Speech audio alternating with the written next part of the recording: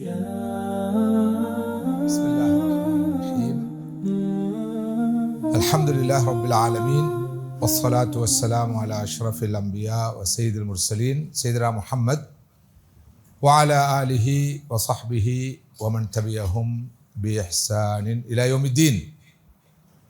மரியாதைக்குரிய உலமாக்களே, மதிப்புக்குரிய பெரியோர்களே, அன்புக்குரிய சகோதரர்களே, சகோதரிகளே, தாய்மார்களே, அஸ்ஸலாமு அலைக்கும் வரஹ்மத்துல்லாஹி வபரகாத்துஹு. அல்ஹம்துலில்லாஹ் தும்ம அல்ஹம்துலில்லாஹ். மீண்டும் ஒரு முறை இந்த மஸ்ஜிதுக்கு வருகை தருவதற்கும் உங்களை எல்லாம் சந்திப்பதற்கும் உங்களோடு சில இம்மை வாழ்க்கைக்கும் அருமை வாழ்க்கைக்கும் பயனளிக்கக்கூடிய கருத்துக்களை, சிந்தனைகளை பகிர்ந்து கொள்வதற்கும் எனக்கு கிடைத்த இந்த வாய்ப்பை ஏற்று நான் பெரும் மகிழ்ச்சி அடைகின்றேன். அல்லாஹ்வை புகழ்கின்றேன். இந்த நல்ல சந்தர்ப்பத்தை எனக்கு வழங்கிய இந்த முபாரக்கான மஸ்ஜிதுடைய நிர்வாக சபை தலைவர் மற்றும் நிர்வாக சபை உறுப்பினர்கள், மஹல்லாவாசிகள் அடங்கலாக அனைவருக்கும் வல்ல ரஹ்மான் நிறைவான நிரப்பமான நற்கூலியை தந்து அருள் புரிய வேண்டும் என்று இந்த சந்தர்ப்பத்திலே துஆ செய்கின்றேன். இந்த நிகழ்ச்சிக்கு ஓரளவு இந்த அசாதாரண கால நிலை குறுக்கீடாக இருந்த போதிலும் கூட எல்லா நிலைகளும் எல்லா சந்தர்ப்பங்களிலும் நமது பணிகள் தொடரப்பட வேண்டும். ஸல்லல்லாஹு அலைஹி வஸல்லம் அவர்கள் சொன்ன ஒரு ஹதீஸ் திடீரென்று எனது நினைவுக்கு வருகிறது. அந்த ஹதீஸை சொல்லிவிட்டு தலைப்புக்கு செல்வது பொருத்தம் நினைக்கிறேன். ஸல்லல்லாஹு அலைஹி வஸல்லம் சொன்னார்கள், இதோ கியாமத் வரப்போகிறது, உலகம் அழிய போகிறது, யுக முடிவு வரப்போகிறது, உங்கள் ஒருவருடைய கையிலே ஒரு ஈத்தமர கன்று இருக்கிறது. அதை நட்டுவதற்காகத்தான் அவர் விவசாய நிலத்துக்கு போய் கொண்டிருக்கிறார். அந்த வேளையில் தான் உலகம் அழியப் போகிறது, யுக முடிவு வரப்போகிறது, கியாமத் ஏற்பட போகிறது என்ற செய்தி இவருக்கு கிட்டுகிறது. அந்த நிலையிலும் அவர் என்ன செய்ய வேண்டும் என்று ஸல்லல்லாஹு சொல்கிறார், ஃபல் யஸ்ராஹா. கியாமத் வருவதற்குள் அவரால் அந்த மரத்தை, அந்த பயிரை நட்ட முடியும் என்றிருந்தால் அவர் அதனை செய்யட்டும், அந்த மரத்தை நட்டட்டும். எனவே சாட்டுப்போக்கு சொல்லிக்கொண்டு, எடுத்ததுக்கெல்லாம் நியாயம் சொல்லிக்கொண்டு, அதனால் இதனை பிற்போடுவோம், தாமதப்படுத்துவோம், அல்லது ரத்து செய்வோம், பிறகு பார்ப்போம், அடுத்த வாரம் பார்ப்போம், நிலைமை சீரான பிறகு பார்ப்போம், ஒழுங்கான பிறகு பார்ப்போம் என்று நமது வாழ்க்கை ஓடிக்கொண்டிருக்கிறது. ஷைத்தானுடைய வியூகங்களில் இது உண்டு. அதனை ஆன்மீகத்துறை அறிஞர்கள் தஸ்வீஃப் என்று சொல்வார்கள். அதாவது போஸ்ட்போனிங் மென்டாலிட்டி, தள்ளி போடும் மனப்பாங்கு. இதற்கு பிறகு செய்வோம், அதற்கு பிறகு செய்வோம், இது சீரான பிறகு செய்வோம், அது ஒழுங்கான பிறகு செய்வோம், அமைதியாக செய்வோம், ஆறுதலாக செய்வோம். இப்படியான அந்த மனோநிலை ஷைத்தானுடைய ஒரு வியூகம். அவன் எந்த ஒரு நற்காரியத்தையும் செய்ய வேண்டாம் என்று சொல்ல மாட்டான். மாற்றமாக இப்போது செய்ய வேண்டிய அவசியமில்லை, தற்போது செய்ய வேண்டிய தேவையில்லை, பிறகு யோசிக்கலாம், பிறகு பார்க்கலாம், தாமதமாக செய்யலாம், தள்ளி போடலாம் என்ற மனோநிலை உருவாக்குவான். இதனைத்தான் தஸ்வீஃப் என்று சொல்வார்கள். இது மிக பயங்கரமான ஒரு ஆன்மீக நோய். அந்த வகையிலே எல்லா நிலைகளிலும் நாங்கள் இயங்கிக் கொண்டே இருக்க வேண்டும். நம்மிடம் எதிர்பார்க்கப்படுகிற கடமைகளை, பணிகளை நாம் நிறைவேற்றி கொண்டே இருக்க வேண்டும். அந்த வகையிலே இன்று சற்று அசாதாரணமான ஒரு காலநிலை இருந்த போதிலும், அடைமழை பெய்த போதிலும், மக்களால் சுதந்திரமாக நடமாட முடியாத நிலை, போக்குவரத்து செய்ய முடியாத நிலை இருந்த போதிலும் அல்ஹம்துலில்லாஹ் நீங்கள் எல்லோரும் சந்தோஷமாக இன்றும் மஸ்ஜிதுக்கு வருகை தந்திருக்கிறீர்கள். இஷா ஜமாத்தை நிறைவேற்றியிருக்கிறீர்கள். எல்லோருமாக தராவியுடைய தொழுகையை நாங்கள் நிறைவேற்றியிருக்கிறோம். அல்ஹம்துலில்லாஹ் சும்ம அல்ஹம்துலில்லாஹ். இந்த 3 நாட்களும் நாங்கள் நிறைவேற்றிய அமல்களை, இபாதத்துகளை அல்லாஹ் ஏற்று கபூல் செய்வானாக. செய்த திக்ர் ஔராதுகளை ஏற்று அங்கீகரிப்பானாக. ஓதிய திலாவத்துல் குர்ஆனை அல்லாஹ் ஏற்று அங்கீகரிப்பானாக. எஞ்சியுள்ள நாட்களையும் சீராக, சிறப்பாக, வெற்றிகரமாக, பிரயோசனமாக, வினைத்திறன் மிக்கதாக, விளைத்திறன் கொண்டதாக அமைத்துக் கொள்வதற்கு அல்லாஹ் நம் அனைவருக்கும் தௌஃபீக் செய்து அருள் புரிவானாக. ரமதானுடைய காலம் வந்துவிட்டால் ஒவ்வொரு நாள் இரவும் ஒரு மலக்கு இப்படி கூவி அழைக்கிறார், யா பாகியல் ஹைர் அக்பில் யா பாகிய ஷர் அக்சிர். ஹைரை நாடுபவரே, தேடுபவரே, நன்மையை, நலவை நாடுபவரே, தேடுபவரே, நீர் விரைந்து செயற்படும் முன்னோக்கி வாரும் நன்மையை செய்து கொண்டே இரும் என்று சொல்வார். மறுபக்கம் சொல்வார், ஒயா பாகைய ஷர் அக்ஸிர், தீமையை நாடுபவரே, பாவத்தை தேடுபவரே, பாவம் செய்வதை குறைத்துக் கொள்ளும், பாவம் செய்வது தவிர்த்து கொள்ளும், விலகிக் கொள்ளும் என்று ஒவ்வொரு நாள் இரவும் ரமலானுடைய காலத்திலே ஒரு மலக்கு வந்து கூவி அழைக்கிறார் என்று ஸல்லல்லாஹு அலைஹி வஸல்லம் சொன்னார். நானும் நீங்களும் நன்மையை நாடுபவர்கள், தேடுபவர்கள். ஆனால் மெதுவாக அமைதியாக அடிமேல் அடி வைத்து தேடாமல் ரமலானுடைய காலத்தில் ரொம்ப வேகமாக நன்மைகளை நாடி தேடி செல்ல வேண்டும். ஏனென்றால் இது பருவகாலம், முஃமின்களுடைய பருவகாலம். உலக வியாபாரிகளுக்கு சீசன் இருக்கிறது அல்லவா, பருவகாலம் வந்துவிட்டால் வியாபாரிகள் இரவு பகலாக வேலை செய்வார்கள், இரவை பகலாக்கி வேலை செய்வார்கள், வேலைக்கு சாப்பிடாமல் ஓய்வெடுத்துக் கொள்ளாமல் வியாபாரம் செய்வார்கள். என்றால் அதிக லாபம் ஈட்டுவதற்காக. முஃமின்களுடைய பருவகாலம் ரமலானுடைய காலம். இந்த காலத்தில் ஓய்வு என்று இருக்கக்கூடாது, சோர்வு என்று ஒன்று இருக்கக்கூடாது, பழையினம் என்று ஒன்று இருக்கக்கூடாது. மிக வேகமாக இயங்கிக் கொண்டே இருக்க வேண்டும். ரப்புல் ஆலமீன் அல்லாஹ்வுடைய எதிர்பார்ப்பு அது. எனவே அந்த வகையிலே இந்த ஒரு நேரம் சில போது ஓரளவு நமக்கு சோர்வை தரக்கூடிய நேரமாக இருக்கலாம். இரவு 10 மணி இந்த நேரத்திலே கொஞ்சம் இயல்பாகவே ஒரு அசதி வரத்தான் செய்யும், சோர்வு வரத்தான் செய்யும், தூக்க மயக்கம் வரத்தான் தெரியும். ஆனால் அவற்றையெல்லாம் புறந்தள்ளிவிட்டு நாம் உறுதியோடு, திட உறுதியோடு, மனோவலிமையோடு, ஆன்ம பலத்தோடு, ஆன்மீக பலத்தோடு தொடர்ந்தும் இந்த ரமதானை பயன்படுத்த உறுதி பூண்டு செயற்படுகிறோம் என்று சொன்னால் அல்லாஹ்வுடைய கபூலியத் நமக்கு கிடைத்திருக்கிறது என்பதுதான் அர்த்தம். மதிப்புக்குரிய சகோதரர்களே, சகோதரிகளே, தாய்மார்களே, இன்றைய இந்த மஜ்லிஸிலே உங்களோடு கலந்துரையாடுவதற்காக தெரிவு செய்யப்பட்டிருக்கிற தலைப்பு சற்று வித்தியாசமான ஒரு தலைப்பு. அறிவு தேடலை வலியுறுத்தும் அற்புதமான ரமதான். அறிவுக்கும் ரமதானுக்கும் என்ன சம்பந்தம்? எல்லோருக்கும் தெரியும், அமலுக்கும் ரமதானுக்கும் சம்பந்தம் இருக்கிறது. ரமதான் என்றால் அமல், அமல் என்றால் ரமதான். இவர் என்ன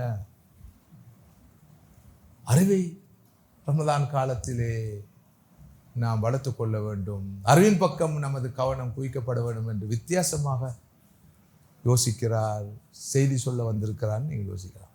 அப்படி வித்தியாசமாக சிந்திக்க வேண்டும் என்பதற்காகத்தான் வித்தியாசமான தலைப்பு. ரமதானும் அமலும், அமலை வலியுறுத்தும் அற்புத ரமதான் என்று சொன்னால் நான் நினைக்கிறேன் யாரும் ஆச்சரியப்பட போவதில்லை. ஆனால் அறிவை வலியுறுத்துகின்ற, அறிவு தேடலை வலியுறுத்துகின்ற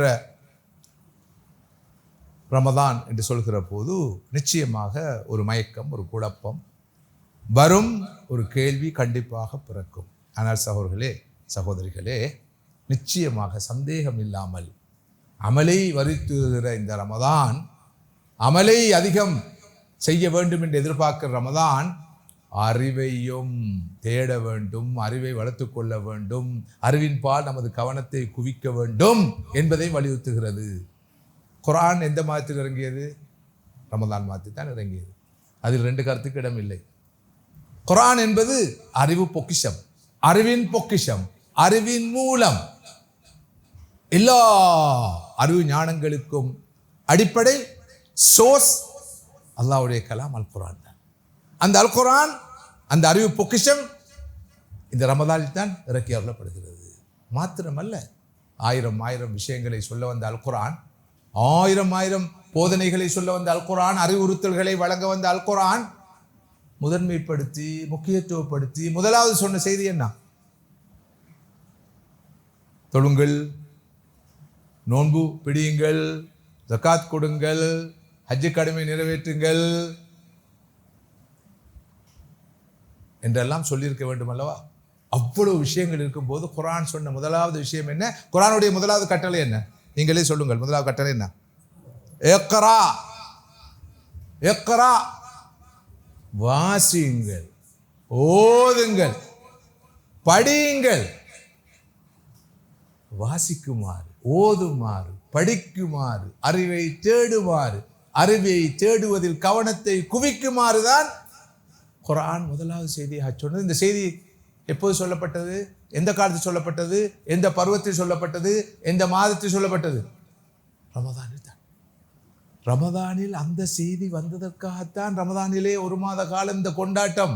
நோன்பு நோற்று, பசித்திருந்து, தாகித்திருந்து, விழித்திருந்து, தனித்திருந்து, வாயை பேணி, நாவடக்கத்தை பேணி, இவ்வளவு அமல்கள் இபாதத்துகள் எல்லாம் செய்வதற்கு பின்னால் இருக்கிற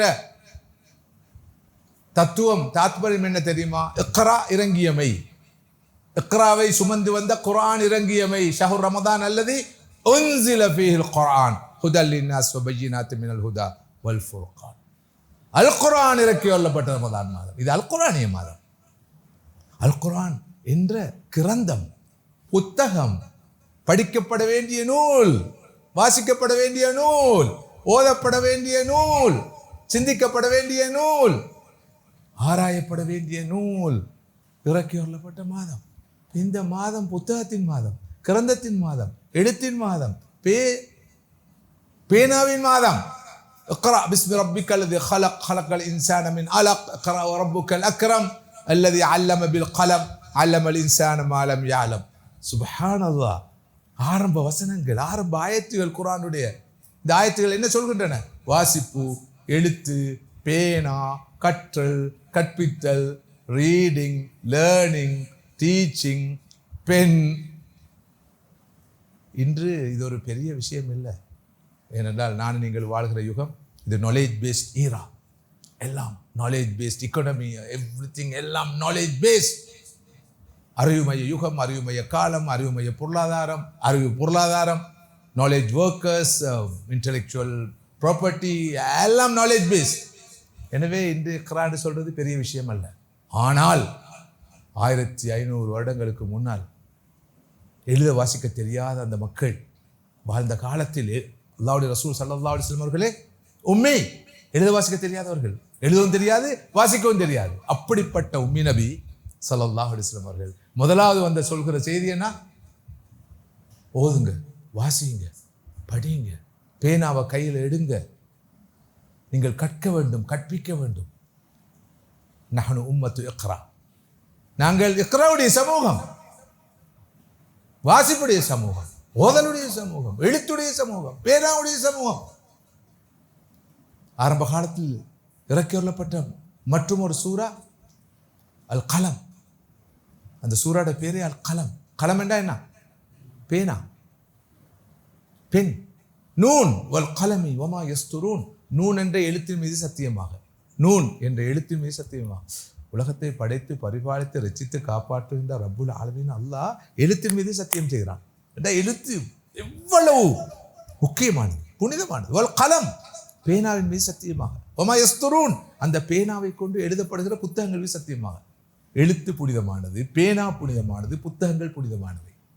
ஆனால் நமது முஸ்லிம் உம்மா எழுத்தை விட்டு எவ்வளவு தூரத்தில் இருக்கின்ற, பேனா விட்டு எவ்வளவு தூரத்தில் இருக்குது, புத்தகத்தை விட்டு எவ்வளவு தூரத்தில் இருக்குது. நான் நினைக்கிறேன் இந்த சபையில் நான் மாத்திரம்தான் ஒரு பேனாவை எழுதுகோலை வச்சிருக்கிறேன். ஆனால் அவங்க எல்லா பையிலையும் வேறொரு சாமான் இருக்கும். பொருட்செல்வத்தை தான் சுமந்திருக்கிறோம், அறிவு செல்வத்தை நாம் கைவிட்டுட்டோம். கடந்த 200 வருஷமாக நாங்கள் இழந்த மாபெரும் ஒரு சொத்து இருக்கும் என்றால் அதான் அறிவு என்ற சொத்து. இந்த இன்டெலெக்சுவல் ப்ராப்பர்ட்டியை நாங்கள் இழந்தோம். ஒரு புத்தகம் இருக்குது, உலா புகழ் பெற்ற புத்தகம், 1001 இன்வென்ஷன்ஸ் முஸ்லீம் ஹெரிட்டேஜ் இன் அவர் வேர்ல்டு. உலகத்துக்கு முஸ்லீம்கள் நமது மூதாதையர்கள் வழங்கிய 1001 கண்டுபிடிப்புகள், 1001 கண்டுபிடிப்புகள். வானவியல், புவியியல், புகர்பவியல், சமுத்திரவியல் உட்பட மருத்துவம், கணிதம் அடங்கலாக எல்லா வகையான நேச்சுரல் சயின்சஸ், சோஷியல் சயின்சஸ், அனைத்து துறைகளுக்கும் முஸ்லிம் அறிஞர்கள் வழங்கிய பங்களிப்பு, கண்ட்ரிபியூஷன், அவங்களோட இன்வென்ஷன்ஸ், கண்டுபிடிப்புகள், பங்களிப்புகளும் கண்டுபிடிப்புகளும். ஒரு பெரிய புத்தகம், அந்த புத்தகத்துடைய பிரதி என்னுடைய கையிலும் இருக்கிறது. பல சந்தர்ப்பங்கள் நான் இதை குறிப்பிட்டிருக்கிறேன். அந்த புத்தகத்தை மையப்படுத்தி லண்டன் மாநகரிலே எக்ஸ்போ இஸ்லாம் என்ற ஒரு பெரிய ஒரு கண்காட்சியை, ஒரு எக்ஸிபிஷனை கூட ஒழுங்கு செய்கிறார்கள். அந்த கண்காட்சியை போய் பார்க்கிற சந்தர்ப்பமும் எனக்கு கிடைத்தது ஒரு 15 ஆண்டுகளுக்கு முன்னால். முஸ்லீம் அல்லாத சகோதரர்கள், பிற மத சகோதரிகள் வந்து பார்த்து ரொம்ப ஆச்சரியப்பட்டார்கள். அறிவுத்துறைக்கு, அறிவியல் துறைக்கு, விஞ்ஞான துறைக்கு, சயின்ஸுக்கு, டெக்னாலஜிக்கு முஸ்லீம்கள் இப்படியெல்லாம் பங்களிப்பு செய்திருக்கிறார்களா? ஏன் ஆச்சரியப்பட்டார்கள் தெரியுமா? இப்போ எந்த பங்களிப்பும் இல்லை. நான் அவ்வப்போது சொல்கிற ஒரு அழகான செய்தி இருக்கு, ஒரு சார்காஸ்டிக்கான செய்தி. ஒரு முஸ்லீம் அல்லாதவர் ஒரு முஸ்லீம் அறிஞரிடம் போய் கேட்டாராம், ஹியூமன் சிவிலைசேஷனுக்கும் சயின்ஸ் அண்ட் டெக்னாலஜிக்கும் முஸ்லீம்களுடைய கண்ட்ரிபியூஷன் என்ன, பங்களிப்பு என்ன? அவர் சொன்னாராம், ஜீரோ கண்ட்ரிபியூஷன். அவர் முகத்தை பார்த்தாராம். அவர் சொன்னாராம், அன்றும் ஜீரோ கண்ட்ரிபியூஷன், இன்றும் ஜீரோ கண்ட்ரிபியூஷன். அன்று நமது மூதாதையர்கள் தான், முஸ்லிம்கள் தான் கணிதத்தில், மேத்தமெட்டிக்ஸில் ஜீரோவை அறிமுகப்படுத்தினார்கள். ரோம இலக்கங்களிலே ஜீரோ இருக்கவில்லை, இந்த பூஜ்ஜியம் சைஃபர் இருக்கவில்லை. எப்போது கணிதத்தில், மேத்தமெட்டிக்ஸில் இந்த ஜீரோ அறிமுகப்படுத்தப்பட்டதோ அப்போதுதான் கணிதத்துறையில் ஒரு பெரிய புரட்சி ஏற்பட்டது. அதன் விளைவுதான் சயின்ஸ் டெக்னாலஜியிலே பெரிய மாற்றம் ஏற்பட்டது. அன்றும் ஜீரோவை கண்டறிந்து சொல்லி பங்களிப்பு செய்தார்கள். இன்றும் நமது பங்களிப்பு ஜீரோ கண்ட்ரிபியூஷன், எதுவுமே இல்லை. இப்போ ஜீரோ கண்ட்ரிபியூஷன், நமது பங்களிப்பு பூஜ்ஜியம். நாம் அந்த எப்போதும் இந்த மூதாதையர் வழியில் போராக்கள் தானே, அவங்களுக்கு மாறு செய்ய மாட்டோம். கடந்த டிசம்பரிலே நான் கேம்பிரிட்ஜ் பல்கலைக்கழகத்துக்கு போயிருந்தேன். அங்கு ஒரு பெரிய விஞ்ஞானியை சந்தித்தேன். ஒரு இளம் விஞ்ஞானி, நம் சமூகத்தை சேர்ந்தவர். அவர் ஐசாக் நியூட்டனுடைய அப்பிள் மரத்தை எனக்கு கொண்டு போய் காண்பித்தார். உங்களுக்கு தெரியும், புவியீர்ப்பு சக்தியை கண்டுபிடித்தவர் சர் ஐசாக் நியூட்டன். அந்த அப்பிள் மரத்தை இன்னும் அவர்கள் பாதுகாப்பாக வைத்திருக்கிறார்கள், ரொம்ப கவனமாக. அவர் வாழ்ந்த இடமும் இருக்கிறது. அவர் முதலாவது கட்டிய, நிர்மாணித்த, மேத்தமெட்டிக்ஸை அடிப்படையாக கொண்டு, கணிதத்தை அடிப்படையாக கொண்டு கட்டிய பாலமும் அந்த இடத்தில் இருக்கிறது. முதலாவது பாலம் மேத்தமெட்டிக்கல். இதெல்லாம் காண்பித்துட்டு அந்த சயின்டிஸ்ட் சொன்னார், உலகம் இந்த சர் ஐசாக் நியூட்டனை போற்றுகிறது, பாராட்டுகிறது, மெச்சுகிறது. ஆனால் உண்மையில் இவரை விஞ்சிய ஒரு மனிதர் கணிதத்துறைக்கு, விஞ்ஞானத்துறைக்கு பங்களிப்பு செய்திருக்கிறார். அவர்தான் ஹுவாரிஸ்மி. அல்ஜிப்ராவை உலகத்துக்கு அறிமுகப்படுத்தியவர். ஆனால் அவரை பற்றி உலகம் பேசுவதில்லை. அடுத்தவர் அல் பிரூனி, இவரை பற்றியும் உலகம் கண்டுகொள்வதில்லை. முதலாவது நானும் நீங்களும் கண்டு கொண்டிருக்கணும் அல்லவா? யாருக்கு தெரியும் பிரூனிய? ஒரு சின்ன குழந்தை நியூட்டனை சொல்லும். நியூட்டன் சொன்னால் ஆப்பிள் பழம் என்று சொல்லுவாங்க. ஆனால் எத்தனை பேருக்கு அல் ஹுவாரிஸ்மியை தெரியும்? எத்தனை பேருக்கு அல் பிரூனியை தெரியும்? பேர்பட்ட அறிவு சூன்யங்களாக நாம் இருக்கிறோம். நாம் வேற எங்கேயோ ஒரு உலகத்தில் இருக்கிறோம், வேற எதையோ பேசிக்கொண்டு இருக்கிறோம். அனாவசியமான விஷயங்களை, அர்த்தமில்லாத விஷயங்களை அலசி அலசி அலசி அலசி வாழ்நாளை வீணாக்கி கொண்டு பாழ்படுத்தி கொண்டு இருக்கிறோம். உண்மையில் இந்த மஸ்ஜிதுக்கு நான் ஏன் வர வேண்டும் என்ற ஒரு கேள்வி ஆங்காங்கே பரவலாக எழுப்பப்பட்டு வருவதை நான் அறிகிறேன். எண்ணிக்கையில் கூடிய, பரப்பளவில் கூடிய, உட்கட்டமைப்பில் விசாலமான இவ்வளவு மஸ்ஜிதுகளை நீங்கள் பார்க்கிறீர்கள். அங்கெல்லாம் உங்களுக்கு அழைப்பு வருகிற போது இங்கு மட்டும் ஏன் வருகிறீர்கள்? இதுக்கு 2 காரணங்கள் உண்டு. ஒரு காரணத்தை சொல்ல வேண்டிய தேவையில்லை நினைக்கிறேன். சொல்லக்கூடிய காரணம் என்னவென்றால், இந்த மஸ்ஜிதுக்கு ஒரு விஷன் இருப்பதை நான் பார்க்கிறேன், ஒரு மிஷனை சுமந்திருப்பதை பார்க்கிறேன். வரலாற்றிலே மஸ்ஜிதுகள் எந்த ஒரு வகிபாகத்தை, எந்த ஒரு ரோலை, எந்த ஒரு பங்களிப்பை செய்து வந்தனவோ அந்த பங்களிப்பை மீண்டும் மஸ்ஜிதுகள் செய்ய வேண்டும் என்ற பார்வையோடு சிறிய அளவிலேனும் இந்த மஸ்ஜித் பயணிப்பதை நான் பார்க்கிறேன். தகுதியான ஒரு நிர்வாக சபை, தகுதியான இளம், துடிப்புள்ள, எனர்ஜெட்டிக்கான, டைனமிக்கான சில உலமாக்கள், அவர்களை மையப்படுத்திய வேலை திட்டங்கள், இளைஞர்களுக்கான வேலை திட்டங்கள், சிறார்களுக்கான வேலை திட்டங்கள், பாடநெறிகள், வழிகாட்டல் நிகழ்ச்சிகள் என்று பல விஷயங்களை இவர்கள் இந்த கடந்த சில ஆண்டுகளுக்குள் முன்னெடுத்து வருகிற காரணத்தினால் எனக்கு ஒரு அலாதியான பிடிப்பு. இருக்கிறது என்பதை என்னால் சொல்லாமல் இருக்க முடியும். ஏனென்றால் மஸ்ஜிதுகளை மையப்படுத்தி இந்த முஸ்லிம் சமூகம் கட்டியெழுப்பப்பட வேண்டும் என்ற வகையிலே ஒரு பெரிய வேலை திட்டத்தை நாங்கள் ஒரு 7-8 வருடங்களுக்கு முன்னால் ஆரம்பித்து வைத்தோம். மஸ்ஜித் பேஸ்ட் எம்பவர்மெண்ட். மஸ்ஜிதை மையப்படுத்தி ஒரு ஊரின் கல்வி, பொருளாதாரம், சுகாதாரம், பெண்கள் விவகாரம், இளைஞர் விவகாரம், சமூக ஒற்றுமை, சகவாழ்வு அடங்கலான அனைத்தையும் எப்படி கட்டி எழுப்புவது. இதற்காக 2 பெரிய புத்தகங்களையே நாங்கள் தயார் செய்தோம். 2 மாடியூல்ஸ்.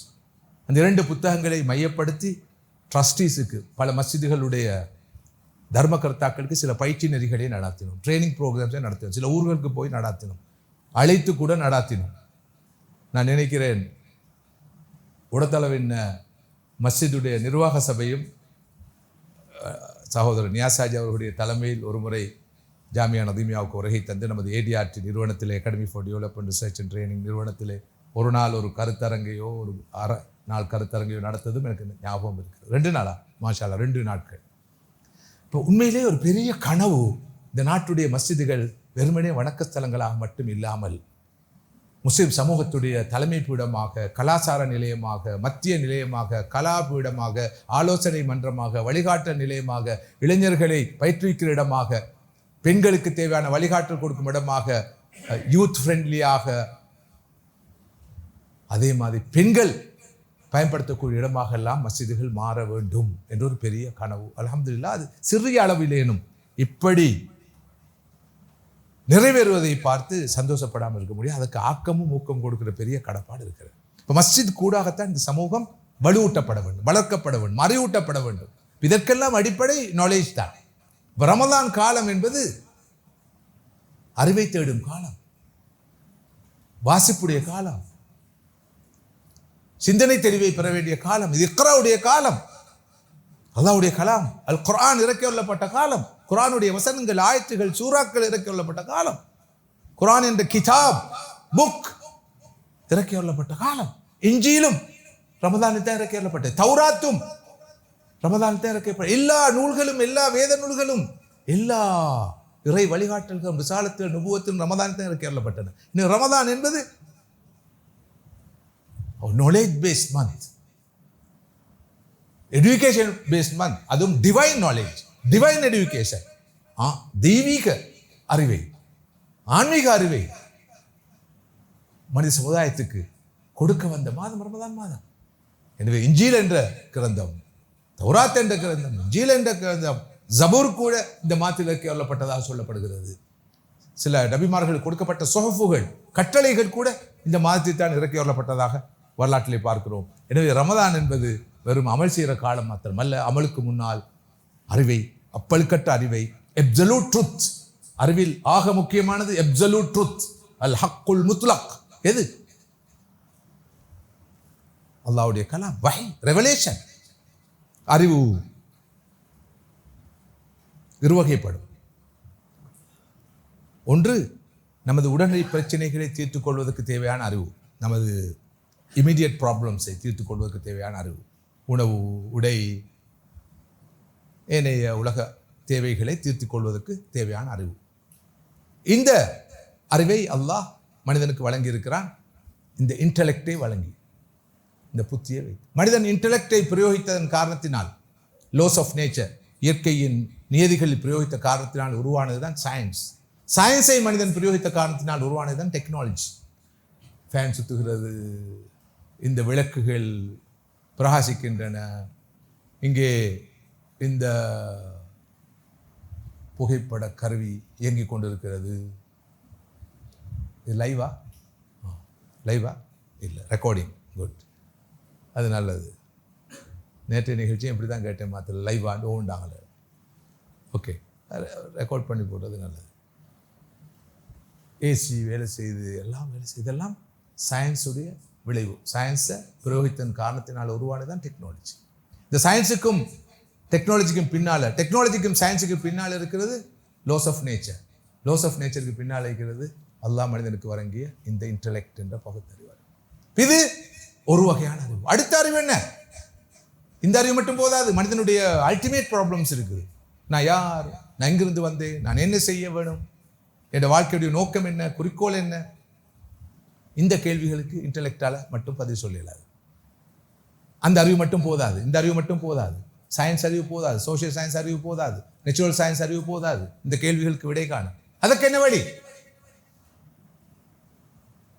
வஹி, ரெவல்யூஷன். அல்லாஹ் வஹியை தந்திருக்கிறான். ஒவ்வொரு நபியும் ஒவ்வொரு ரசூலும் அந்த வஹியை தான் நமக்கு கொண்டு தந்திருக்கிறார். அந்த வகையில் மிகப்பெரிய அறிவான இந்த வஹியுடைய அறிவை நாம் பெற்றது ரமதான்ல. எனவே இதை விட வேறு என்ன ஆதாரம் வேணும்? ரமதான் மாதம் என்பது அறிவின் அவசியத்தை, அறிவு தேடலின் அவசியத்தை வலியுறுத்தும் மாதம் என்று நான் சொல்வதற்கு. எனவே இது அறிவை தேட வேண்டிய மாதம். குறிப்பாக நமது கவனம் எதில் குவிக்கப்பட வேண்டும்? அறிவில் குவிக்கப்பட வேண்டும். குர்ஆனுடைய அறிவை பெறுவதிலே நமது கவனம் குவிக்கப்பட வேண்டும். அந்த அப்சல்யூட் ட்ரூத்தை நாம் விளங்கிக் கொள்வதிலே நமது அறிவை, நமது கவனத்தை குவிக்க வேண்டும். இன்னொரு கண்ணோட்டத்திலே சகோதரர்களே, சகோதரிகள் இருக்கிறாங்க தானே? அறிவை 3 வகையாக பிரிக்கலாம். ஒன்று இல்முன் பி ஹல்கிஹி, அல்லாஹ்வுடைய படைப்புகள் பற்றிய அறிவு. இரண்டாவது இல்முன் பி அம்ரிஹி வ நஹிஹி, அல்லாஹ்வுடைய ஏவல்கள் விலக்கல்கள் பற்றிய அறிவு. மூன்றாவது இல்முன் பிஹி, நேரடியாக அல்லாஹ் பற்றிய அறிவு. முதலாவது இல்முன் பி ஹல்கிஹி, அல்லாஹ்வுடைய படைப்புகள் பற்றிய அறிவு. இயற்கை விஞ்ஞானங்கள், சமூகவியல், கலைகள், இவையெல்லாம் அல்லாஹ்வுடைய படைப்புகள் பற்றிய அறிவு. ஆதம் அலைஹிஸ்ஸலாம் அவர்களுக்கு அல்லாஹ் முதலாவது அந்த அறிவை தான் கொடுத்தான். வஅல்லம ஆதம அல்-அஸ்மா குல்லஹா, அல்லாஹ் ஆதமுக்கு எல்லா பெயர்களையும் கற்றுக் கொடுத்தான். மிருக உலகம், தாவர உலகம், மனித உலகத்தில் உள்ள பெயர் எல்லாம் படித்து கொடுத்தான். அவைதான் சோஷியல் சயின்சஸ், நேச்சுரல் சயின்சஸ். ரெண்டாவது அறிவு இல்முன் பி அம்ரிஹி வ நஹிஹி, அல்லாஹ்வுடைய ஏவல்கள் விலக்கல் பற்றிய அறிவு, ஷரியாவுடைய அறிவு. இது ஹலால், இது ஹராம், இது கூடாது, தொழுவது எப்படி, நோன்பு பிடிப்பது எப்படி, ஹஜ் செய்வது எப்படி, ஷர்த்துகள், ஃபர்துகள், முறிக்கக்கூடிய காரியங்கள், ஷரியாவுடைய அறிவு. மூன்றாவது அறிவு இல்முன் பிஹி, நேரடியாக அல்லாஹ் பற்றிய அறிவு. முதல் 2 வகை அறிவையும் பெறுவதற்கான வழி என்ன? முதாரசா, கற்றல் கற்பித்தல். இரண்டாவது வகை அறிவை பெறுவதற்கான வழி முதாரசாவோடு முஜாஹதா. எவ்வளவுக்கு எவ்வளவு அல்லாஹ்வை அடைவதற்கு முயற்சிக்கிறோமோ, அமல் இபாதத்தில் ஈடுபடுகிறோமோ, நீண்ட ருக்கு, நீண்ட சுஜூதில் ஈடுபடுகிறோமோ, குர்ஆனை ஓதுகிறோமோ, திக்ர் ஔராதில் ஈடுபடுகிறோமோ, அந்த அளவுக்கு அல்லாஹ் பற்றிய அறிவு நமக்கு கிடைக்கும். ஒரு மனிதர் முதல் வகை அறிவை பெற்றிருப்பார், 2ஆம் வகை அறிவை பெற்றிருப்பார். அதாவது படிப்புகள் பற்றிய அறிவை பெற்றிருப்பார், ஹலால் ஹராம் பற்றிய ஏவல்கள் விலக்கல் பற்றிய அறிவை பெற்றிருப்பார். ஆனால் அல்லாஹ் பற்றிய அறிவு அவர் பெறாத போது அவரிடம் அமல் இருக்காது, இபாதத் இருக்காது, பேணுதல் இருக்காது, பக்குவம் இருக்காது. சிலர் ஷரியாவை கரைச்சி குடிச்சிருப்பாங்க, ஆனால் வாழ்க்கையில் விளங்காது. ஒரு மனிதர் நமது பார்வையில் பாமரனாக பார்க்கப்படுவார். பாமரன், அவர் சொல்லுவோம் பாமரன் என்று, லேமன் என்று சொல்லுவோம். ஆனால் அவர் ரொம்ப பேணுதலான மனிதராக இருப்பார். என்ன காரணம் தெரியுமா? முதல் 2 அறிவு இல்லாத போதும் 3ஆவது அறிவை பெற்று வருவார். எதன் மூலம் பெற்றார்? முஜாஹதா மூலம் பெற்றார், உழைப்பின் மூலம் பெற்றார், முயற்சியின் மூலம் பெற்றார். அல்லாஹ்வை அடைவதற்கான பணிகளில், வேலைகளில், கர்மங்கள் ஈடுபட்டு அந்த அறிவை பெற்றார். இன்னொரு கண்ணோட்டத்தில் அறிவு 2 வகைப்படும். இல்முன் முக்தசப், இல்முன் மௌஹூப். எக்வயரிங் நாலேஜ், படித்து பெறக்கூடிய அறிவு, வாசித்து பெறக்கூடிய அறிவு, ஒரு ஆசிரியரிடம் போய் உட்கார்ந்து பெறக்கூடிய அறிவு. இன்னொன்று இருக்கு இல்முன் மௌஹூப், அல்லாஹ் பக்கம் இருந்து வரக்கூடிய அறிவு. வத்தகுல்லாஹ் வ யஅல்லிமுக்குமுல்லாஹ் இன் தத்தகுல்லாஹ் யஜ்அல் லக்கும் ஃபுர்கானா. நீங்கள் அல்லாஹ்வை அஞ்சி பயந்து நடந்து கொண்டால், முஜாஹதாவில் ஈடுபட்டால் அல்லாஹ் உங்களுக்கு அறிவை தருவான், தெளிவை தருவான், விளக்கத்தை தருவான். ஒரு முஸ்லிமுக்கு, ஒரு மூமினுக்கு, ஆணோ பெண்ணோ 3 வகையான அறிவு தேவை. படைப்புகள் பற்றிய அறிவு தேவை. படைப்புகள் பற்றிய அறிவுடைய விளைவு என்ன? ஒருவர் மெடிக்கல் டாக்டர், ஒரு மேத்தமேட்டிஷியன், ஒரு இன்ஜினியர், ஒரு ஆர்ட்ஸ் துறை சார்ந்த ஒரு பட்டதாரியாக இருப்பார், ஒரு PhD ஹோல்டராக இருப்பார்.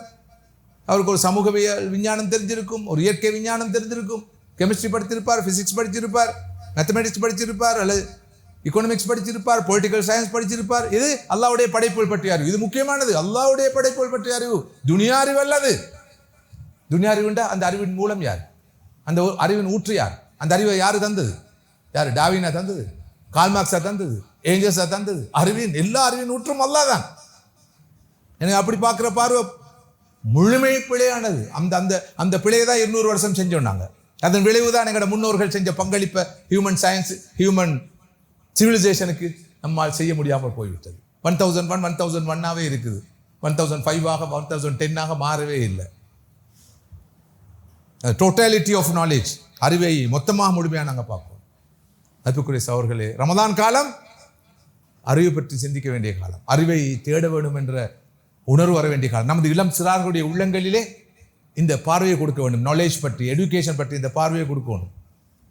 வஹியுடைய அறிவு அக்கல் மூலம் பெறக்கூடிய அறிவு, நக்கல் மூலம் பெறக்கூடிய அறிவு, படைப்புகள் பற்றிய அறிவு, படைப்பாளன் பற்றிய அறிவு, ஷரியாவுடைய அறிவு, ஹலால் ஹராம் பற்றிய அறிவு, நேரடியாக அல்லாஹ் பற்றிய அறிவு. இந்த பார்வையெல்லாம் இந்த குழந்தைகளுடைய உள்ளங்களில் கொடுக்க வேண்டிய காலம் இது. ஒரு மஸ்ஜிது கூடாக இந்த விஷயங்கள் நடக்க வேண்டும். வேற எங்கே கொடுக்கலாம்? இதை ஸ்கூலில் ஒரு பக்கம் கிடைக்கும், மதரசாலையில் இன்னொரு பக்கம் கிடைக்கும், யூனிவர்சிட்டியில் அடுத்த ஒரு பக்கம் கிடைக்கும். மொத்தமாக இந்த பார்வையை, இந்த ஹோலிஸ்டிக்கான பார்வையை எங்கே கொடுக்கலாம்? இங்கே தான் கொடுக்கலாம். இதுதான் நமது குழந்தைகளுடைய பல்கலைக்கழகம், கலாபீடம். ஒரு மஸ்ஜித, இமாரத்துல் மஸ்ஜித், இன்னமா யாமரு மசாஜித் அல்லாஹ், அல்லாஹ்வுடைய மஸ்ஜிதுகளை கட்டி எழுப்புதல் என்ற அந்த பார்வை இருக்குதே. கட்டி எழுப்புன்னா என்ன? 2 தட்டை 3 தட்டாக்குறது, 3 தட்டை 5 தட்டாக்குறது, ஏசி இல்லாட்டி ஏசி போட்டுறது, காப்பாட் இல்லாட்டி காப்பாட் போடுறது, பெயிண்ட் அடிக்கிறது, நல்லா ரமதானில் கஞ்சி கொடுக்கறது, சமோசா கொடுக்கறது, பேட்டிஸ் கொடுக்கறது, எல்லா வகையான உணவு பண்டங்களையும் கொடுக்கறது, சஹரும் கொடுக்கறது, இஃப்தாரும் கொடுக்கறது. இதெல்லாம் முக்கியம் இல்லை என்று நான் சொல்ல வரவில்லை. இதெல்லாம் முக்கியம் இல்லை என்று நான் சொல்ல வரவில்லை. ஆனால் ஒரு மஸ்ஜிதை கட்டி எழுப்புவது என்று சொன்னால் அந்த மஸ்ஜிதை மையப்படுத்திய சமூகத்தை கட்டி எழுப்புவது. அந்த மஸ்ஜிதை மையப்படுத்திய சமூகத்தின் இளைஞர்களை, யுவதிகளை, சிறார்களை, ஆண்களை, பெண்களை வலுவூட்டுவது, எம்பவரிங். அறிவு ரீதியாக, ஆன்மீக ரீதியாக, ஒழுக்க ரீதியாக, பண்பாட்டு ரீதியாக கட்டி எழுப்புகிற இடம்தான் மஸ்ஜித். அப்படி இல்லைன்னு சொன்னா இது ஒரு இந்த வேர்த் இல்லை. இந்த இன்வெஸ்ட்மெண்ட் ஒரு ஊரில் இருக்கிற பெரிய பில்டிங் எது? எந்த ஒரு ஊர்லையும் இருக்கிற பெரிய பில்டிங்காக பெரும்பாலும் மஸ்ஜித் தான் இருக்கும், விதிவிலக்கல் இருந்தாலும். அதோட பரப்பளவு எவ்வளோ பெருசாக இருக்கும்? மிகப்பெரிய பரப்பளவு. 5 வக்து தொழுகைக்கும் வெள்ளிக்கிழமை ஜும்மாவுக்கும் ஒரு பீரங்கி வந்து 1/2 மணி நேரம் 1 மணி நேரம் ஒரு பயம் பண்ணுறதுக்கு தான் அந்த பெண்ணாம் பெரிய கட்டடம், அந்த உட்கட்டமைப்பு, அந்த இன்ஃப்ராஸ்ட்ரக்சர்னு சொன்னால் அது வேர்த்தா? ஒரு பிஸ்னஸ் பெர்ஸ்பெக்டிவ்ல பாருங்க, வேர்த்தா அந்த பங்களிப்பு? இல்லை இல்லையா? மார்க்கம் அப்படி ஒரு மீன் விரயத்தை விரும்புமா? ஏன்? மஸ்ஜிதோட முக்கியம். ஸல்லல்லாஹு அலைஹி வஸல்லம் அவர்கள் ஹிஜ்ரத் போறாங்க, போற வழியில இடை நடுவில் தங்குற இடத்துல கூட ஒரு மஸ்ஜித் அமைக்கிறாங்க, மஸ்ஜித் குபா. சில நாட்கள் தான் தங்கினாங்க. மதீனாவுக்கு போன விடன் ஸல்லல்லாஹு செஞ்ச வேலை என்ன? மஸ்ஜித் நபவியை நிறுவியமை. இவ்வளோ வேலைகள் இருந்துச்சு ரசூலுல்லாஹ்க்கு முன்னால. ஏன்னா மஸ்ஜித் என்பது முஸ்லிம்களுடைய ஜீவ நாடி, உயிர் நாடி. மீன் இல்லாமல் தண்ணி இல்லாமல் மீனுக்கு வாழ முடியாது. அதே மாதிரி ஒரு முஸ்லிமுக்கு மஸ்ஜித் இல்லாமல் வாழ முடியாது. அப்படின்னா தொழுறதுக்காக சொன்னாங்க. எந்த உம்மத்துக்கும் கொடுக்கப்படாத ஒரு சிறப்பம்சனை கொடுக்கப்பட்டிருக்கு எனக்கு. முழு பூமி மஸ்ஜித். எங்கேயும் தொலையலும், ரோட்ல தொலையலும், வீட்டில் தொலையலும், அங்கே தொலையலும், மைதானத்தில் தொலையலும், எல்லா இடமும் தொலையலும். ஆனால் பள்ளிவாசல்ல ஜபாத்தா தொழுது கூட சிறப்பு இருக்கு, 27 மடங்கு. அதே மாதிரி ஓகே. ஆனால் அதுக்காக மட்டுமா மஸ்ஜித்? மஸ்ஜித் நபி அப்படித்தானே இருந்துச்சு. சகோதரர்களே, சகோதரிகளே, அரபு மொழியில் பல்கலைக்கழகத்துக்கு என்ன சொல்லுவாங்க? ஜாமியான்னு சொல்லுவாங்க. உதாரணமாக ஜாமியா நதீமியா. நதீமியா பல்கலைக்கழகம் என்பது அதோட பொருள். ஜாமியா பள்ளிக்கு என்ன சொல்றது அரபுல? ஜாமியா. ஜாமியா ஜும்மா பள்ளி, ஜாமியா யூனிவர்சிட்டி, பல்கலைக்கழகம். ஜாமியா ஜாமியா எவ்வளோ நெருக்கம் எடுப்பாங்க பள்ளிக்கும் பல்கலைக்கழகத்துக்கும், பள்ளிக்கும் பள்ளிக்கூடத்துக்கும். வரலாற்றிலும் அப்படித்தான். உலகின் முதலாவது பல்கலைக்கழகம் எது? ஆக்ஸ்போர்ட், கேம்பிரிட்ஜ், அல்-அஸ்ஹரும் இல்லை. முதலாவது பல்கலைக்கழகம் டியூனிஷியாவிலே அமைந்திருக்கிற ஜாமியத்து ஜெய்தூனா.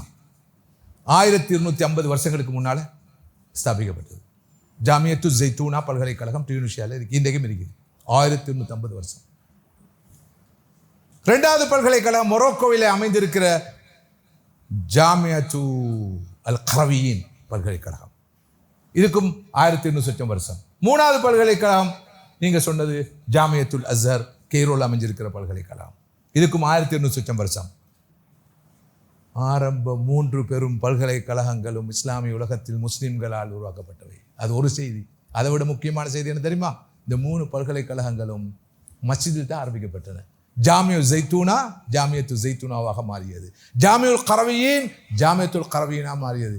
ஜாமியுல் அஸ்ஹர் ஜாமியத்து அல் அஸ்ஹரா மாறியது. இதெல்லாம் தெளிவான முடிவான உண்மைகள். சும்மா 2 கருத்துக்கு இடம் உள்ள 3 கருத்துக்கு இடம் உள்ள விஷயங்கள் அல்ல. இல்லை அதில் கருத்து வேறுபாடிக்கு அதை உறுதிப்படுத்தணும். அந்த ஆலிம்கிட்ட கேட்கணும், இந்த ஹசரத்திட்ட கேட்கணும், தயவு செஞ்சு கேட்க போகணும். இதுதான் உண்மை, தெளிவான முடிவான உண்மை. இதுதான் நமது பாரம்பரியம். எனவே மஸ்ஜிதிலே பாடங்கள் நடக்கின்றன, வகுப்புகள் நடக்கின்றன, இளைஞர்களுக்கான வழிகாட்டல்கள் நடக்கின்றன என்று சொன்னால் அது புதுமை அல்ல. நடக்க வேண்டும், நடந்து கொண்டே இருக்க வேண்டும். அதனை நடத்துகின்ற கடப்பாடு, தார்மீக கடப்பாடு, ஆன்மீக கடப்பாடு, சன்மார்க்க கடப்பாடு ஒரு மஸ்ஜிதுடைய நிர்வாகத்துக்கு இருக்கிறது. அப்போதுதான் மஸ்ஜித் கட்டியெழுப்பப்பட்டிருக்கிறது என்று நாம் பெருமைப்படலாம், நியாயப்படுத்தலாம். இவ்வளவு பெருசா ஏன் மஸ்ஜித் இருக்கிறத நியாயப்படுத்தலாம். அல்ஹம்துலில்லாஹ், ஒரு காலத்தில் மஸ்ஜிதுகள் தொழுகைக்காக மட்டும்தான் என்று மட்டப்படுத்தப்பட்டிருந்தாலும் தாவத்துடைய முயற்சிகளால், தாய்களுடைய உழைப்பால், அல்லாஹ்வுடைய கிருபையிலே பள்ளிவாசல்களில் பயான்கள், மஜ்லிஸுகள், தாலீமுடைய வகுப்புகள், ஹிஃபுது மദ്രസാக்கள், கிதாப் மദ്രസാக்கள் எல்லாம் உருவாக்கப்பட்டு மஸ்ஜிதுகள் ஹயாத்தாக்கப்படுகின்றன. அது மிகப்பெரிய விஷயம். இல்லாட்டி இந்த மஸ்ஜிதுகள் தொடர்ந்து அப்படி தான் இருந்திருக்கும். தொழுகிறதுக்கு மட்டுமுள்ள இடமாக தவாவுடைய பணிகள் எல்லாம் முன்னெடுக்கப்படுகின்றன. இன்னும் இது பல மடங்காக முன்னெடுக்கப்பட வேண்டும். இவ்வளவுதான் என்று மீண்டும் வரையறுக்கக்கூடாது. ஒரு காலத்தில் தொழுகை மட்டும்தான் வரையறுத்தாங்க. இப்போ தொழுகையோடு இந்தந்த அமல்கள் மட்டும்தான். அது கங்கால யாரும் போகப்படாதுன்னு சொன்னால் அதுவும் ஒரு வகையான மொனோப்பொலி. அந்த வேலையும் செய்யக்கூடாது. நான் சொல்கிற விளங்கும்னு நினைக்கிறேன். ஒரு காலத்தில் தொழுகை மட்டும்தான், வேற ஒன்றும் இல்லை. தொழுகையும் சில மஜ்லிஸுகளும் பிறகு ஒரு மாதிரியாக கொஞ்சம் முயற்சிகள் காரணமாக தவ்வா செய்யறதுக்கான சில ஒழுங்குகள் வந்துச்சு. இப்போ அந்த தவ்வா ஒழுங்கு மட்டும்தான், அதுக்கு மேலே போகப்படாதுன்ட்டு அந்த மரம் வந்து போடுறாங்க சீலினை. அதுவும் பிழை. யாரும் போடக்கூடாது, போடுவாங்கன்னு இருந்தால், போடுகிறார்கள் என்று இருந்தால் மட்டும் அது ஆட்சேபிக்கத்தக்கது என்பதை ரொம்ப அடக்கமாக பணிவாக சொல்லாமல் இருக்க முடியாது. அப்படி யாரும் செய்வாங்க நான் சொல்ல இல்லை. எனவே மஸ்ஜிதுகளுடைய வாயில்கள் திறக்கப்பட வேண்டும். எல்லா பணிகளும் நடக்கும் இடமாக மஸ்ஜித் மாற வேண்டும். அந்த ஒரு பார்வை இந்த மஸ்ஜித் ஒரு சிறிய மஸ்ஜிதாக இருந்தாலும் இருக்கிறது என்ற வகையில் தான் எனக்கு இந்த மஸ்ஜிதோடு ஒரு ஈடுபாடு இருக்கிறது என்பதை இந்த சந்தர்ப்பத்தில் நான் சொல்லாமல் இருக்க முடியாது. மதிப்புக்குரிய சகோதரிகளே, நாங்கள் ஒரு நாலேஜ் பேஸ்ட் கம்யூனிட்டியாக மாறணும். அதற்கு ஆரம்பமாக மஸ்ஜித் பேஸ்ட் கம்யூனிட்டியாக மாறணும். நமது எல்லா ஆக்டிவிட்டீஸும் மஸ்ஜிதை மையப்படுத்தி முன்னெடுக்கப்படும்.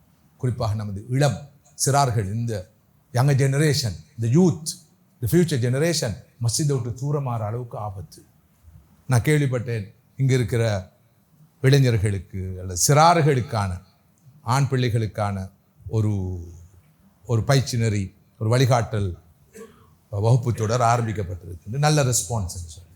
ஆனால் கவலையான விஷயம் என்னவென்றால், ஒரு பின்னாம்பெரிய ஜெனரேஷன் கேப் இப்போது ஏற்பட்டிருக்கிறது. குறிப்பாக இப்போ இருக்கிறது ஜி ஜெனரேஷன் என்று சொல்கிறாங்க.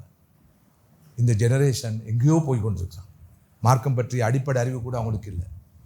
சமூகத்தில் ஒரு சாரார் தமது பிள்ளைகளை ஹிஃபுல் பண்ண அனுப்புகிறாங்க, ஓத அனுப்புகிறாங்க, மசாக் அனுப்புகிறாங்க. ஆனால் மெஜாரிட்டிக்கு ஓதலும் இல்லை, ஹிஃபுதும் இல்லை, மஸ்ஜிதும் இல்லைண்டா என்ன நடக்கும்? அடுத்த ஜெனரேஷனுக்கு என்ன நடக்கும்? அடுத்த தலைமுறைக்கு என்ன நடக்கும்? போதா குறைக்கு இன்னொரு ஜெனரேஷன் கேப்போட இன்னொரு பெண்ணாம்பெரிய கேப் வந்துட்டு. எது? லாங்குவேஜ் பெரியர். பிள்ளைகள் படிக்கிறது இங்கிலீஷ் மீடியமும் சிங்கள மீடியமும். மஸ்ஜிதில் கொத்துபா பயான் எல்லாம் தமிழில். பிள்ளைகளுக்கு 2 பிரச்சனை.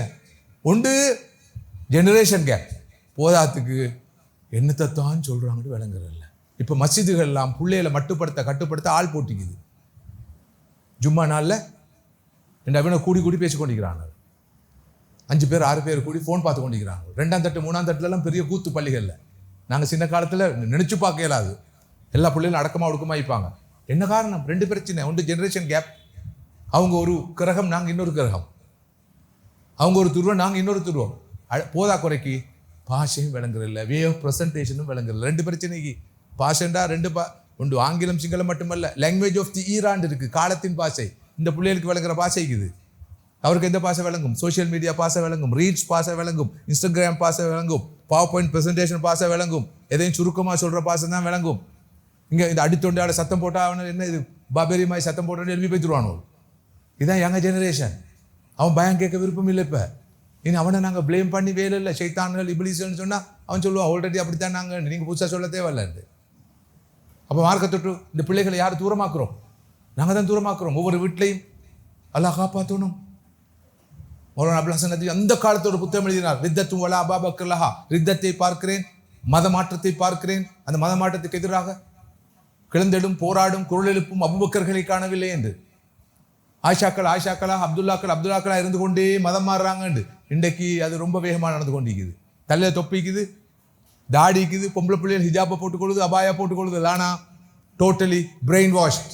அவருடைய தலையில் இருக்கிறது ஃபெமினிசம், இருக்கிறது செகுலரிசம், இருக்கிறது மெட்டீரியலிசம், இருக்கிறது வீகனிசம், இப்படி இசம் கூட அதெல்லாம் தலையில் சுமந்து கொண்டு தான் பிள்ளைகள் இருக்குது. இப்போ புதிய ட்ரெண்ட் ஒன்று வந்திக்குது. ஆம்பளை பிள்ளைகள் பொதுவாக பொம்பளை பிள்ளைகள் குறிப்பாக கல்யாணம் முடிக்கலான்னு சொல்கிறாங்கல்ல. கல்யாணம் வேணும், எங்களை நீங்கள் கட்டுப்போட வேணும், எங்களை சுதந்திரத்தை நீங்கள் பறிக்க வேணும், ஆணாதிக்கத்துக்கு நாங்கள் உட்பட விருப்பம் இல்லை, நாங்கள் ஃப்ரீயாக இருக்கணும். இது எங்கேருந்து வந்தது தெரியுமா? ஒன்று இந்த செகுலரிசம், ரெண்டாவது இந்த லிபரலிசம், மூணாவது இந்த ஃபெமினிசம். இதுகளெல்லாம் இந்த யூத்துக்கு சொல்லி காட்டுவோம். இதெல்லாம் இப்படியான குஃப்ரியத்தான சிந்தனைகள்னு சொல்லி இதெல்லாம் அட்ரஸ் பண்ண வேண்டிய தலைப்புகள் மேலுக்கு விளங்காமல் போய்கொண்டிருக்குது. நாங்கள் வேற என்னமோ பேசிக்கொண்டிருக்கிறோம். யூத்து கொண்டு அப்பீல் இல்லை. என்ன பைத்தியம் என்னத்தை சொல்லி கொண்டிருக்கிறாங்க. உலகம் எங்கேயோ போய்கொண்டு இவங்க எங்கேயோ வைக்கிறாங்கன்ற பார்வையோட பார்க்குறாங்க. பெரியர் கூடிக்கொண்டே போகுது, இடைவெளி கூடிக்கொண்டே போகுது. அப்போ தேவை நாலேஜ், தேவை எடுகேஷன், தேவை educating, empowering the community through education. கல்விக்கூடாக, அறிவுக்கூடாக இந்த இந்த இந்த இந்த கம்யூனிட்டியை பொதுவாகவும் இந்த யங்க ஜெனரேஷனை குறிப்பாகவும் வலுவூட்ட வேண்டிய மிகப்பெரிய தேவை இருக்குது. எனவே ரமதான் காலம் என்பது சமூகத்தில் விழிப்புணர்வு ஏற்படுத்த வேண்டிய காலம், அவேர்னஸ் ஏற்படுத்த வேண்டிய காலம். குறிப்பாக இந்த இளம் தலைமுறை, அடுத்த தலைமுறையை கட்டியெழுப்ப வேண்டிய காலம். அதற்கான வேலை திட்டங்களை வகுக்க வேண்டிய காலம். அதுக்கான திட்டமிடல்கள் நடக்கணும். பாரம்பரிய விஷயங்களை மட்டும் செஞ்சு இருக்க இயலாது. எங்களுக்கு எதை பற்றியும் அவேர்னஸ் கிடையாது, எதை பற்றியும் தெளிவில்லை. ஒருவர் படிச்சிருப்பார், நல்லா படிச்சிருப்பார், ஆனால் அவருக்கு வாழ தெரியாது. லைஃப் ஸ்டைலை பற்றி ஒரு நாலேஜ் இல்லை. உணவு பழக்கம், படுமோசமான உணவு பழக்கம் தெரியாமல் இருக்குது. உணவு பழக்கத்தை பற்றி எந்த நாலேஜும் இல்லை. ஹெல்த்தை பற்றி எந்த அவேர்னஸும் இல்லை. லைஃப் ஸ்டைலை பற்றி எந்த ஒரு தெளிவும் இல்லை. இதெல்லாம் அறிவு. வாழ படிக்கணுமே முதலாவது. எனவே மதிப்புக்குரிய சகோதரர்களே, சகோதரிகளே, தாய்மார்களே, எனக்கு ஒதுக்கப்பட்ட நேரம் 45 நிமிடங்கள், இன்னும் சரியாக 5 நிமிஷம் வருகிறது. அதுவும் நாலேஜ் சார்ந்த விஷயம்தான். மைக் அடைச்ச படிக்கு பேசிக்கொண்டு போகப்படாது. தூரத்திலிருந்து வந்திருந்தாலும் கூட நானும் நீங்களும் இக்ராவுடைய உம்மத், நாலேஜ் பேஸ்ட் உம்மத். அறிவுதான் எங்கட பலம். குரானை நீங்கள் ஒரு பார்வை சும்மா பாருங்க. ரமதான் காலம் அதிகமாக குரானோட தான் வாழணும். குரான் என்றால் கிதாப், புத்தகம். அதானே புத்தகம், டிவைன். அது அல்லாத வேறொரு புத்தகம் இருக்குதா? அதை மிஞ்சின ஒரு புத்தகம் இருக்குதா? கிரந்தம் ஒன்று இருக்கா? நூல் ஒன்று இருக்கா? இல்லை இல்லையா? இக்ராவு அல் குரான். குரானை ஓதுங்கன்னு தான் சொல்லதான் சொல்லுங்க. ஓதுங்கண்டா படிங்க, விளங்குங்க, எல்லாம் சேர்ந்து தான் வரும். குரானை ஓத வேண்டும், திருத்தமாக ஓத வேண்டும், ராகமாக ஓத வேண்டும், அதனை மன்னம் செய்ய வேண்டும், அதன் கருத்துக்களை கிரகிக்க வேண்டும், ரிஃப்ளெக்ட் பண்ண வேண்டும், அதன்படி வாழ வேண்டும், அதன் பால் அழைக்க வேண்டும். எவ்வளோ பொறுப்பு இருக்குது. இப்போ குரானை நீங்கள் ஒரு பார்வை பார்த்தீங்கண்டா, இந்த நாலேஜை பற்றி குரான் எப்படி பேசுது. அதாவது நீங்கள் பார்க்குற நேரம் குரான் என்பது ஒரு புக் ஆஃப் நாலேஜ் அல்ல, நாலேஜை வலியுறுத்துகிற ஒரு வேத கிரந்தம் என்பதை புரிஞ்சு கொள்வீங்க. அறிவு என்ற பொருளை தரும் இல்ம் என்ற பதம், புத்தி என்ற பொருளை தரும் அக்கல் என்ற பதம், சிந்தனை என்ற பொருளை தரும் ஃபிக்ர் என்ற பதம், அல்பாப் என்ற மற்றொரு பதம், அபுசார் என்ற இன்னொரு பதம், ததப்புர் என்ற பதம், தஃபக்கு என்ற பதம், தஃபக்குர் என்ற பதம். இவெல்லாம் அறிவு, சிந்தனை, கற்றல், தேடல், சீர்தூக்கி பார்த்தல், ஆராய்தல் என்ற பொருளை தருகிற இந்த வார்த்தைகள் முழு குரான்லையும் இருக்கு. ஆயத்தில் எப்படி முடியுது? குரானுடைய வசனங்கள் எப்படி முடியுது? போதப்படுது அல்லவா? எப்படி முடியுது வசனங்கள்? நிறைய லிகௌமி யஅகிலூன், லிகௌமி யததப்பரூன், லியுலில் அல்பாப், லியுலில் அபுசார், அஃபலா தஅகிலூன், அஃபலா யஅகிலூன். நீங்கள் சிந்திக்கக்கூடாதா? சீர்தூக்கி பார்க்கக்கூடாதா? ஆராயக்கூடாதா? ஆஞ்சோஞ்சி பார்க்கக்கூடாதா? அறிவுள்ளவர்களுக்கு தான், தெளிவுள்ளவர்களுக்கு தான், சிந்திக்கக்கூடியவர்களுக்கு தான் இது வழிகாட்ட முடியும். ஆனால் ஹராம் அதை பற்றி ஏதாவது ஒரு பிரஜைக்குதா? எப்படா ருக்குவுக்கு போகிறான்னு பார்த்து கொண்டிருக்கிறேன். இங்கே எங்கே ஓதப்படுதுன்னு எங்களுக்கு தெரியும். உங்களுக்கு தெரியுமா? இன்ட்ரெஸ்டான ஒரு ஆய்வு இருக்குது, ஸ்ரீலங்காடு ஆய்வு உண்டு. ஒரு 15 வருஷத்துக்கு முன்னால் ஒரு ப்ரொஃபஸர், ஒரு பேராசிரியர் ஒரு ஆய்வு செய்தார். இலங்கை மக்களுடைய இந்த லிட்ரஸியை பற்றி. லிட்ரஸின்னா இவங்க எந்த அளவு தூரம் இந்த எழுத வாசிக்க தெரிஞ்ச ஆக்கள். அந்த ஆய்விட ஒரு அற்புதமான, வினோதமான, விசித்திரமான, வித்தியாசமான ஒரு ஒரு ஒரு முடிவு என்ன தெரியுமா? இலங்கை வரலாற்றில் எல்லா காலங்களும் படிப்பறிவுள்ள ஒரு சமூகம் ஒன்று இருந்து வந்ததுன்னா அது முஸ்லீம் சமூகம் தான்.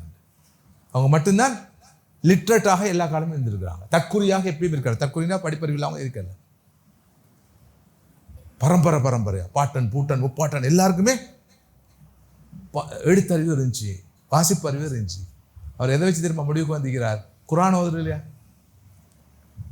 அந்த காலத்திலிருந்து ஸ்கூல் இல்லாத காலத்திலும் எங்கட மக்கள், எங்கட பாட்டிமாரு, முப்பாட்டிமாரு, பாட்டம்மாரு, முப்பாட்டம்மாரெலாம் குர்ஆன் ஓதுறே.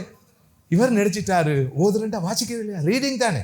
நாங்கள் தானே ஓதுறண்டா உண்டு, படிக்கிறண்டா மற்றொன்று ஒன்று பிரித்து வச்சுக்கிறோம்.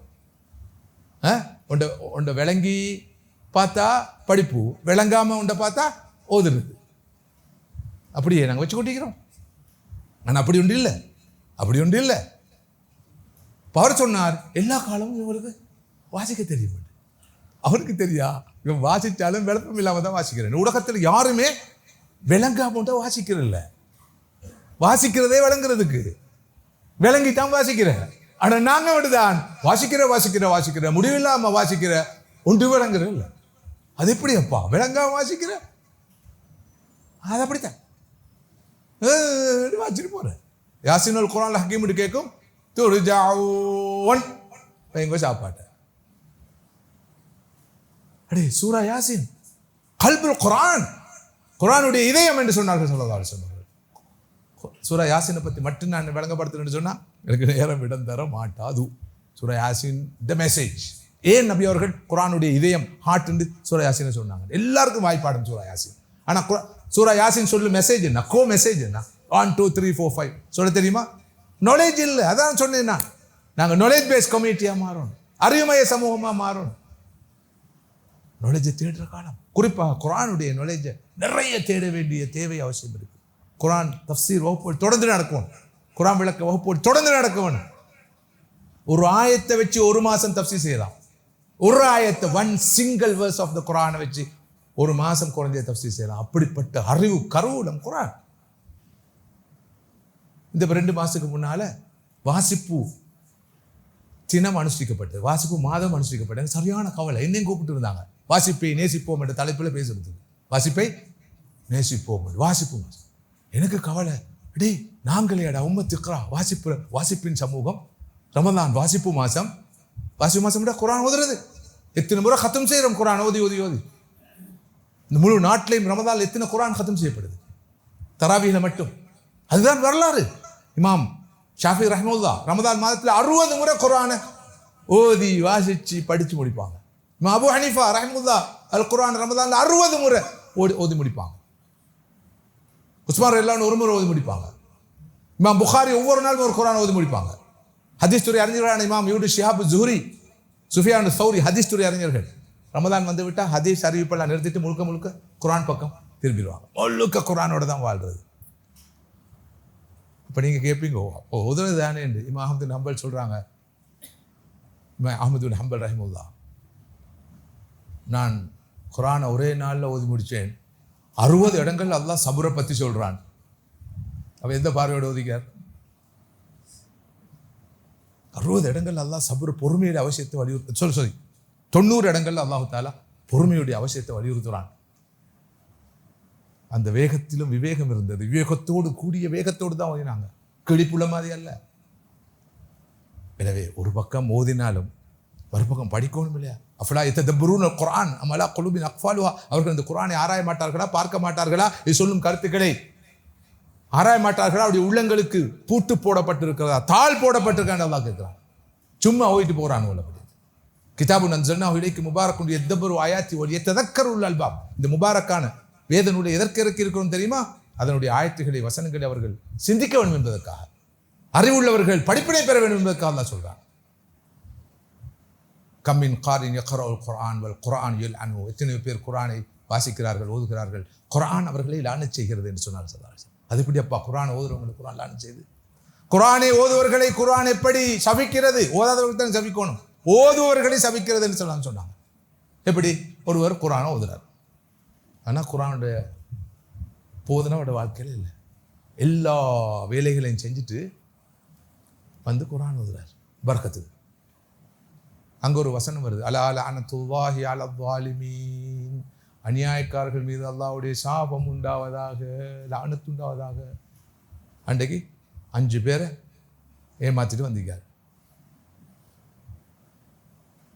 4 அநியாயம் செஞ்சுட்டு வந்து குர்ஆன் ஓதினா அவர் தன்னைத்தானே சவிச்சு கொள்றாரா இல்லையா? தன்னைத்தானே சவிச்சு கொள்றார். இன்னொரு இடத்துல வரும், பொய்யர்கள் மீது அல்லாஹ்வுடைய லஅனத்து உண்டாகட்டும், தன்னைத்தானே சவிச்சு கொள்றார். 5 பொய்யை சொல்லிட்டு வந்து குர்ஆன் ஓதுறாரு. இன்றைக்கு சொன்ன பொய் எல்லாத்துக்கும் தௌபாவாக, ஆனால் அவர் தன்னைத்தானே சவிச்சு கொள்றார். எனவே குர்ஆன் என்பது உயிரோட்டத்தோடு அணுகப்பட வேண்டிய ஒன்று.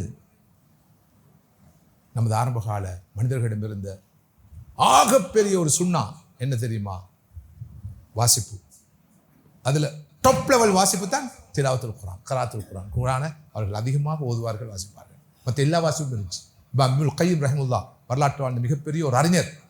அவர் ஒரு புத்தகத்தை கண்டுட்டா கன்னஹு வகாலா கன்ஸ், ஒரு ஒரு ஒரு ஒரு பொக்கிஷம், பொக்கிஷம் அல்ல மற்றொரு சொல்லு இருக்குது, கன்ஸ், புதையல். கையில் ஒரு புதையல் கிடைச்ச மாதிரி அப்படியே அந்த புத்தகத்தில் மூழ்கிடுவாங்களாம். இதாங்க நமது வரலாறு. இமாம் இப்னு தைமியா ரஹ்மத்துல்லாஹி ஒரு பெரிய அறிஞர் இருந்தார். அவருக்கு நோய் வந்துட்டு டாக்டர் வந்து சொன்னார், நீங்கள் ரெஸ்ட் பண்ணணும், இந்த வாசிக்கிறதை எழுதத்தை நிப்பாட்டணும், வாசிக்கிறதை எழுதத்தை நிப்பாட்டணும். சொன்னார், என்ன பேத்தனமாக பேசுறீங்க? ஒரு மனுஷனுக்கு எது கல்புக்கு ராகத்தை, மனசுக்கு ராகத்தை கொடுக்குமோ அது ஒரு நாளும் நோயை கூட்டாது, அது நோயை குறைக்கும். எனக்கு வாசிப்பும் எழுத்தும் என்பது என் உள்ளத்துக்கு மிகப்பெரிய ஆகாரம், இன்பத்தை தரக்கூடியது. அதனால எப்படி அப்ப நோய் கூடும் குறையாம? எனவே நான் எழுதுறது வாசிக்கிறதை நிப்பாட்ட மாட்டேன். நிச்சயமாக என் எழுத்தும் வாசிப்பும் என் நோயை குறைக்க முடியல. டாக்டர் சொன்ன பதில் என்ன தெரியுமா? எங்களோட புத்தகத்தில் இந்த விளக்கம் இல்லை. இதில் எங்களோட மெடிக்கல் புக்கில் இந்த நீங்கள் சொல்கிற விளக்கம் இல்லை அப்படின்னு சொல்லிட்டு அவர் போயிட்டார்னு வரலாற்றில் வருது. இதுதான் நமது பாரம்பரியம். எப்போதும் கையில் ஒரு புத்தகம் இருக்கணும், ஒரு நூல் இருக்கணும். அந்த ஒரு பரம்பரையை நாங்கள் உருவாக்கணும். எனவே ரமலான் என்பது வாசிப்புடைய மாதம், ஓதலுடைய மாதம். குறிப்பாக சிறப்பாக குர்ஆனுடைய வாசிப்பு, குர்ஆனுடைய ஓதல், குர்ஆன் பற்றிய சிந்தனையை நாம் அதிகம் மனதில் கொள்ள வேண்டிய மாதம், அதன் பக்கம் நமது கவனத்தை குவிக்க வேண்டிய மாதம். அந்த வகையில் சகோதரர்களே, சகோதரிகளே, தாய்மார்களே, நானும் நீங்களும் வாசிப்பின் பக்கம், அறிவு தேடலின் பக்கம் திரும்புவோம். நமது அடுத்த தலைமுறையும் அந்த பக்கம் கொண்டு போவோம். அதுதான் செல்வம், பெரிய செல்வம். நான் அடிக்கடி சொல்லுவேன், இப்போ நீங்கள் சொல்லுவீங்க இந்த வயசாளிகளுக்கெல்லாம் என்னதுக்கு இந்த பயான், இப்போ திக்ரு செய்ய வேண்டிய காலம், குர்ஆனை கொஞ்சம் மோதிட்டு ஒரு மாதிரியாக போகும். இப்போ இங்கே படிக்கிறது வாசிக்கிறது சின்ன பிள்ளைகளை கூப்பிட்டு சொல்லுங்களேன். நோ, இதுக்கு சொல்லுவேன், லைஃப் லாங் லேர்னிங். ஒரு முஸ்லீம் வாழ்நாள் பூரா படிச்சு கொண்டே இருக்கணும். லைஃப் லாங் லேர்னிங், வாழ்நாள் பூரா படிச்சு கொண்டே இருக்கணும். Learning, unlearning, relearning. பயின்று கொண்டே இருக்க வேண்டும், பயின்றதை துறந்து கொண்டே இருக்க வேண்டும், மீண்டும் மீண்டும் படித்துக் கொண்டே இருக்க வேண்டும். Life long learning. நமது ஆரம்ப கால மனிதர்கள் அப்படித்தான். சக்கராத் ஹாலையும் படித்தாங்க, சக்கராத்துடைய வேலையும் படித்து கொண்டு இருந்தாங்க. நான் நேற்று வாசித்தேன், மசூத் ஆலிமை பற்றி நீங்கள் கேள்விப்பட்டிருப்பீங்க. இந்த நாட்டில் இருந்த ஒரு முக்கியமான ஆலிம். அவருடைய பயான்கள் இப்பயும் எங்களோட மூத்த பரம்பரையால் ரொம்ப ஆர்வத்தோடு கேட்கப்படும். அவருடைய மகன் நானும் ஒரு பேஸ்மேட். என்னோட மசூத் ஆலிம் ரொம்ப கிருஃபியாக இருந்தார்.